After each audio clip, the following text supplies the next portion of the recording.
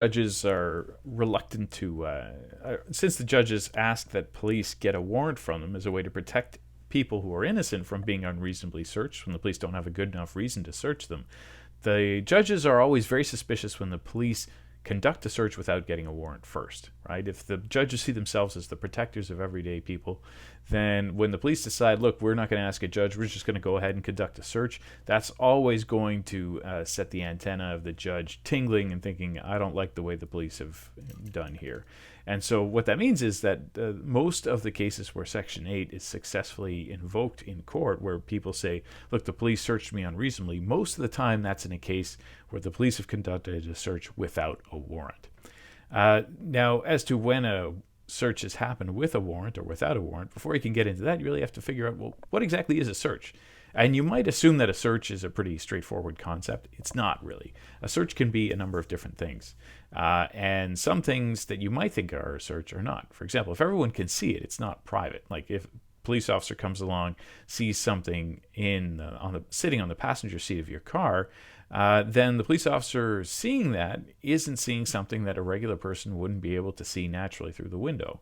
That means that it doesn't count as a search. Right? It's only when the police go beyond what is readily apparent to the outside world that it becomes a search. It's this idea of a reasonable expectation of privacy. And these words are underlined and in bold because they're really central to understanding how Section 8 works. A reasonable expectation of privacy.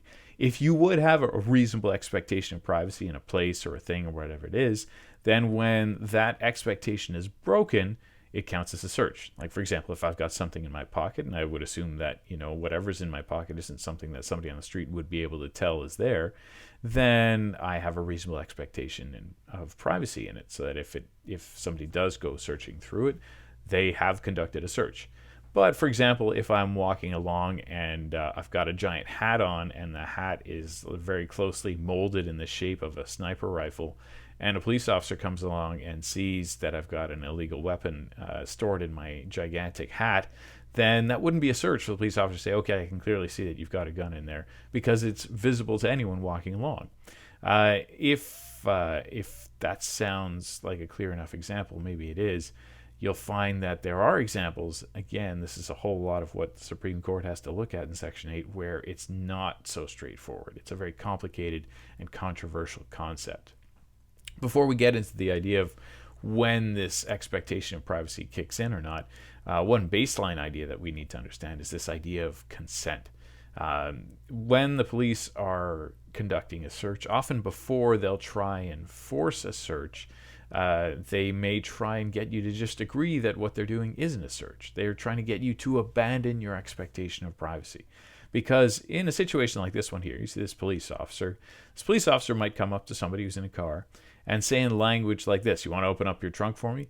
In a way that, well, the police officer, if he's being smart, which he is here, he knows that he would rather get the person's consent to conduct the search, because then if it goes to court, the police officer just has to prove that you consented. The police officer doesn't have to prove, well, I had good reason to look into this car. Like, if you think of the United States, if you've heard the language of probable cause, that's what the police officer has to come up with. We call it something different in Canada. Reasonable belief, reasonable suspicion. In this case here, if the police officer just asks, hey, you want to open up your trunk? And the person feels slightly uncomfortable to the point where they just want to look innocent. They say, okay, yeah, sure, I got nothing to hide.